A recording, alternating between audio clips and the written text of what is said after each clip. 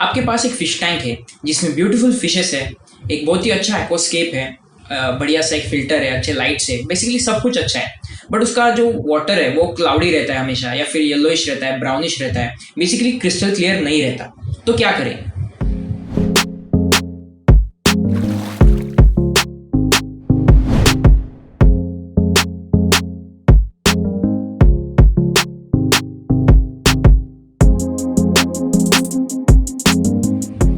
Hello guys, welcome to Aquaworld. I am Gandhar. और हाँ बोय, ये बहुत दिनों के बाद वीडियो आ रहा है। मैं 2 मंथ से बिजी था थोड़ा सा, इसलिए कुछ भी अपलोड नहीं कर पा रहा था।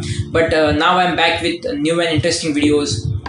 सो अगर आपने अभी तक चैनल को सब्सक्राइब नहीं किया है तो ज़रूर करना और बेल आइकन प्रेस करना मत भूलना। तो आज हम देखने वाले हैं how to make aquarium water crystal clear. So without wasting any time, let's start. तो टैंक वाटर क्लाउडी या फिर मतलब डिस्कलरेशन टैंक वाटर का होने के लिए जो बेसिक रीजंस है उनमें से मेन तो है excessive organic compounds. Organic compounds मतलब जो भी फिश वेस्ट होता है, फिश फूड होता है, एक्सेट्रा, वो सब ज़्यादा होता है टैंक में, इसलिए आपका वाटर जो है वो क्लाउडी हो सकता है। नेक्स्ट आता है ड्रिफ्टवुड। अगर आपके टैंक में ड्रिफ्टवुड है जिसको आपने पहले से ट्रीट नहीं किया है तो वो टैनिंग्स रिलीज करेगा, उसकी वजह से भी आपका वाटर जो है येलोइश हो जाएगा। इसी के साथ अल्गी ब्लूम्स भी होते हैं जिसकी वजह से भी टैंक में डिस्कलरेशन आता है टैंक वाटर में। तो ये सब वेरियस रीजंस है जिसकी वजह से हो सकता है। तो हम एक एक रीज़न डिटेल में देखेंगे, उस पर जो सोल्यूशन हम कर सकते हैं, क्या हम उसे करना चाहिए जिससे हमें क्रिस्टल क्लियर वाटर मिलेगा, वो भी हम आगे डिस्कस करेंगे। ये जो टैंक वाटर का डिस्कलरेशन है या फिर क्लाउडीनेस है, ये ज़रूरी नहीं कि फ़िश के हेल्थ को इम्पैक्ट करेगा। मतलब हमेशा ये नहीं करता इम्पैक्ट। कुछ चीज़ों में फ़िश के हेल्थ पे इसका कोई इफेक्ट नहीं पड़ता, लेकिन कुछ ऐसे सिचुएशंस होते हैं जिसमें डिस्कलरेशन, वाटर का डिस्कलरेशन इंडिकेट करता है कि आपको डेफिनेटली जल्दी से जल्दी कुछ सोल्यूशन करना होगा, नहीं तो फिश के लिए फेटल हो सकता है या फिर फिश के हेल्थ के लिए हार्मफुल हो सकता है। तो चलिए वो देखते हैं। स्टार्टिंग में सबसे पहले आता है excessive organic compounds. Organic compounds सबसे पहले क्या होता है? ऑर्गेनिक कंपाउंड्स मतलब जो भी फिश फूड हम डालते हैं या फिर फिश जो पूप करता है या फिर जो डीकेइंग प्लांट्स होते हैं, तो अगर डेड फिश है आपके टैंक में जिसे आपने रिमूव नहीं किया तो उसकी वजह से भी ऑर्गेनिक जो लोड जो है तो बढ़ जाएगा। तो अगर ऑर्गेनिक लोड आपके टैंक में ज़्यादा है तो आपका जो वाटर है कभी क्रिस्टल क्लियर नहीं होगा। और मोस्ट ऑफ द टाइम्स इसके वजह से जो वाटर केमिस्ट्री है वो भी चेंज होती है। मतलब जो रिक्वायर्ड अमोनिया नाइट्रेट लेवल है वो सब चेंज होता है। अगर वो हो रहा है आपके टैंक में तो वो आपके फिश के हेल्थ के लिए भी हार्मफुल हो सकता है। सो इसीलिए अगर एक्सेसिव ऑर्गेनिक लोड की वजह से आपके टैंक में क्लाउडीनेस या फिर डिस्कलरेशन आ रहा है तो आपको जल्दी से जल्दी उस पर कुछ तो सोल्यूशन निकालना पड़ेगा। और बेस्ट सोल्यूशन तो यही है कि वाटर चेंज करो। आप वाटर चेंज करो, वो भी जो भी डीकेइंग प्लांट्स हो गए या फिर डेड फिश हो गए या फिर एक्सेस फूड जो होगा वो सब निकाल दो टैंक से। जो टैंक में हमेशा सिर्फ जो अपने के डेकोरेशन है और आपके जो अच्छे फिशेस है वही रहना चाहिए। डीकेइंग प्लांट्स, डीकेइंग मैटर जो भी होगा वो सब हमेशा आप निकाला करो, अच्छे से मेंटेनेंस करो। इम्प्रॉपर मेंटेनेंस की वजह से ये जो ऑर्गेनिक कंपाउंड्स है वो बिल्डअप होते रहते हैं, वो मतलब ऐसे एक्यूमुलेट होते रहते हैं जिसकी वजह से बाद में ऐसे इफेक्ट होते हैं। तो बेस्ट तो सोल्यूशन यही है, आप 25% वाटर चेंज करो और फिर अच्छा एक फ़िल्टर ले लो। मतलब मे बी जो भी फ़िल्टर आप यूज़ करो थोड़ा सा अपग्रेड करो फ़िल्टर को।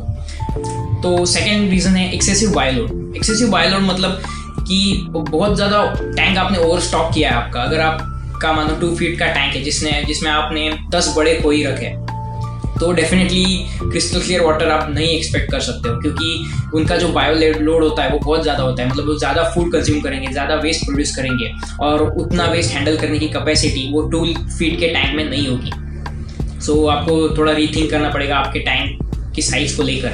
मतलब शिफ्ट करो आपके फिश को किसी बड़े टैंक में, या फिर जो 2 फीट का टैंक है उसमें कोई छोटा फिश रख लो, क्योंकि जो अगर आपके टैंक पे बायोलोड ज़्यादा पड़ रहा होगा तो कभी भी आपको क्रिस्टल क्लियर वाटर नहीं मिलेगा। इसका एक सोल्यूशन है कि आप ज़्यादा बड़े फिश रखना चाहते हो तो आपको अच्छे से मेंटेन करना होगा। मतलब हर 2-3 दिन में 10% 20% वाटर चेंज करो, या फिर एक बहुत ही अच्छा फिल्टर ले लो, अच्छा सम फिल्टर है, फिर अच्छा कैनिस्टर फिल्टर ले लो। इससे आपको शायद रिक्वायर्ड रिजल्ट मिल सकता है, लेकिन वो भी कोई गारंटी नहीं है। अगर आप ओवर स्टॉक कर रहे हो तो क्रिस्टल क्लियर वाटर की डेफिनेटली कोई गारंटी नहीं है। ओवर स्टॉक मैं कभी आपको रिकमेंड नहीं करूँगा। जब भी आप फिश रख रहे हो तो उनके लिए सफिशिएंट स्पेस, स्विमिंग स्पेस रहना ज़रूरी है। सो फिश के हिसाब से अपना टैंक साइज कंसिडर करो। और थर्ड रीज़न है अनट्रीटेड ड्रिफ्टवुड। तो ड्रिफ्टवुड बहुत ही अच्छा लगता है टैंक में, सबको पसंद है। हम बहुत सारे लोग डालते हैं ड्रिफ्टवुड टैंक में, लेकिन बहुत लोग उसे ट्रीट नहीं करते। पहले ट्रीट करना मतलब क्या है? मतलब ड्रिफ्टवुड जो है जनरली कोई भी वुड होता है वो टैनिन्स रिलीज करता है वाटर में। टैनिन्स मतलब बहुत ही छोटे छोटे पार्टिकल्स होते हैं जो आपके जो वाटर है उसको डिसकलर करेंगे, मतलब येलोइश बनाएंगे, ब्राउनिश बनाएंगे। तो उसके लिए अगर आप ड्रिफ्टवुड यूज़ कर रहे हो टैंक में तो पहले उसे ट्रीट करना ज़रूरी है, नहीं तो आपका जो टैंक वाटर है भले आप वाटर चेंज करोगे फिर भी वैसे ही फिर से उसका जो कलर था वैसे ही हो जाएगा जब तक आप वुड को ट्रीट नहीं करते। ट्रीट कैसे करते हैं? बेसिकली ड्रिफ्टवुड को अगर आपके पास छोटा पीस है तो आप किसी वेसल में डाल के बॉईल करो उसको, और तब तक बॉईल करो जब तक क्या उसका जो कलर रिलीज कर रहा है वो चेंज बंद ना हो जाए। मतलब वाटर चेंज करो फिर से बॉईल करो, वाटर चेंज करो फिर से बॉईल करो, ये तब तक रिपीट करो ये प्रोसेस जब तक वो सब कुछ भी लीक नहीं कर रहा है, मतलब कोई भी टैनिंग्स वगैरह लीक नहीं कर रहा, ये तब तक करो। अगर आप बहुत ज़्यादा बड़ा ड्रिफ्टवुड का पीस है तो उसे किसी कंटेनर में रखो और उस पर बॉइलिंग वाटर पोर कर दो, वो भी 24 आवर्स तक बॉइलिंग वाटर मतलब हॉट वाटर पोर करो और 24 आवर्स तक उसे सोक होने दो। नेक्स्ट डे फिर से वाटर चेंज करो और फिर से हॉट वाटर डाल दो। तो ये प्रोसेस तब तक रिपीट करो जब तक वुड जो है वो पानी में कुछ भी रिलीज नहीं करेगा। तो इससे डेफिनेटली डिफरेंस मिलेगा। मतलब ऐसे ही अनट्रीटेड ड्रिफ्टवुड और जो आप ट्रीट करोगे वो ड्रिफ्टवुड अगर आप टैंक में डालोगे तो डेफिनेटली आपको डिफरेंस दिखाई देगा। सो नंबर 4 पे है टैप वाटर। मतलब जो टैप वाटर आप यूज़ करते हैं फिर जो भी वाटर, नॉट नेसेसरी कि आप टैप वाटर यूज़ करो, अगर जो भी आप वाटर यूज़ कर रहे हो उसमें अगर आयरन और मैग्नीज ज़्यादा है तो वो पानी को थोड़ा टेंट करता है, मतलब थोड़ा सा येलोइश बना देता है। तो वो भी एक रीज़न हो सकता है कि आपका वाटर येलोइश है या फिर ब्राउनिश है। तो वो भी आप चेक करो कि आपका टैप वाटर जो है वो पहले से ही ऐसे मैग्नीज या फिर आयरन में हाई नहीं है, नहीं तो उससे आपका जो एक्वेरियम वाटर है वो येलोइश हो जाएगा। अगर वो वैसी केस है आपकी तो उसके लिए आपको फिर फिल्ट्रेशन का यूज़ करना पड़ेगा, आरओ वाटर यूज़ करो, उससे ये सब प्रॉब्लम नहीं आएगी। नंबर 5 पे एल्गी ब्लूम। एल्गी ब्लूम मतलब जब भी आपके टैंक में एक्सेसिव न्यूट्रिशन होता है या फिर एक्सेसिव लाइटिंग होती है तो एल्गी ब्लूम होता है, डेफिनेटली आप सबको ये पता होगा।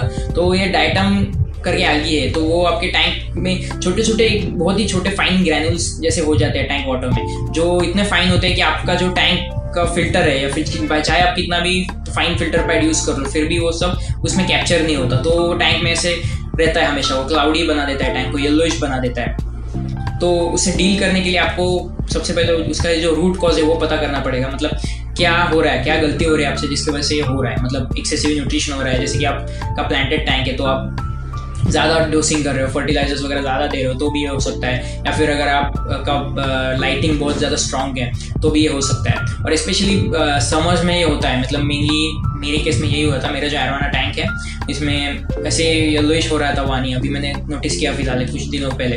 तो मैंने थोड़ा मतलब रिसर्च किया, थोड़ा पता करा क्या हो रहा है, क्योंकि फिल्टर तो मेरा बहुत ही सही चल रहा था, सम फिल्टर है बहुत ही अच्छा फिल्ट्रेशन दे रहा है, वो भी फाइन फिल्टर पैड ऐड किया मैंने एक तो ज़्यादा, फिर भी कुछ नहीं हो रहा था। फिर मुझे पता चला कि मैं जो टैनिंग लाइट यूज़ करता हूँ वो बहुत ज़्यादा स्ट्रॉन्ग है। टैनिंग लाइट डेफिनेटली सनलाइट को रेप्लिकेट करती है, वही वो क्लेम करते हैं, सनराइज की जैसे ही होती है वो, इसीलिए तो फिश टैन होती है। तो उस टैनिंग लाइट की वजह से जो अपने मेरे टैंक में है ना वो डायटम एल्गी बन रही थी, जिसकी वजह से मेरा टैंक वाटर येलोइश हो रहा था। तो उस पर सोल्यूशन तो एक ही था, टैनिंग लाइट के जो ड्यूरेशन है वो मैंने कम किया। फिलहाल स्टार्टिंग में तो मैंने पूरा बंद ही किया tanning light, regular light use करता था मैं, टैनिंग प्रोसेस थोड़ा मैंने बंद किया था। उसके बाद वाटर चेंज किया, वीकली वाटर चेंज करता रहा, बाद में फिर से वो जो क्रिस्टल क्लियर वाटर है वो मेरा आने लगा।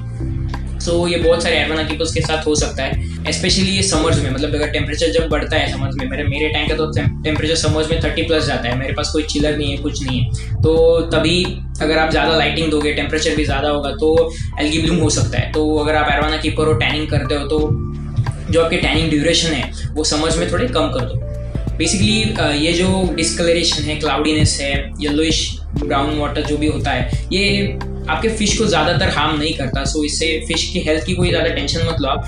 फिर भी अगर बायोलोड ज़्यादा हो रहा है या फिर एक्सेसिव ऑर्गेनिक कंपाउंड्स है तो इससे आपकी वाटर केमिस्ट्री खराब हो सकती है, जिससे फिश को डेफिनेटली हार्म हो सकता है। तो जब भी वाटर आपका क्रिस्टल क्लियर नहीं रहता तो try to get to the root cause of the problem.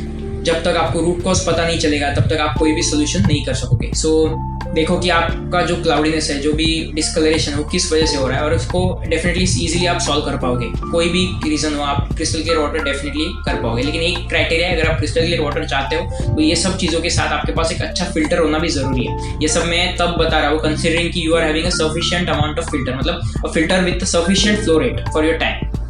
Flow rate filter का कितना सफिशिएंट होता है टैंक के लिए वो मैंने फिल्टर के वीडियो में बनाया, बहुत सारे वीडियोस है अपने फिल्ट्रेशन पे, फिर भी बताता हूँ। जो भी आपका टैंक का वॉल्यूम है उसको इंटू 10 करो, जो भी फिर लीटर्स आएगा। मतलब मेरा 200 लीटर का टैंक है तो 2000 लीटर पर आवर की मोटर मुझे चाहिए। 2000 लीटर पर आवर वाटर जो फिल्टर सर्कुलेट करेगा वही मेरे टैंक के लिए सफिशिएंट होगा। So that's all for today. अगर आपको ये वीडियो पसंद आया तो लाइक ज़रूर करना, और ऐसी ही अपकमिंग इंटरेस्टिंग वीडियोज़ के लिए मेरे चैनल को सब्सक्राइब करना मत भूलना। Thank you for watching.